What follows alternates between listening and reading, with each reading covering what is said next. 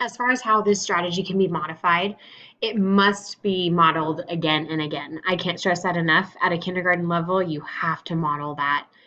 You've got to show as many examples of that as you can. So it should be based on the academic ability of students, but if the book's too hard for them to read in general, if they weren't able to read it from left to right in the most simple way, if the most simple way of a book to look, then teaching the strategy is pointless. They're not going to be able to read it anyways. So it needs to meet them at their level. But if using in a kindergarten classroom, vocabulary and book level should be appropriate for that age group of students, like I said. And the biggest challenge I see with this strategy too, and especially using it in a kindergarten classroom, is schools need to make sure that they have the materials necessary to teach these strategies to students. So teachers need to have availability, basically. They need to be able to get to these types of books in order to show what that would look like. So that might require some purchasing.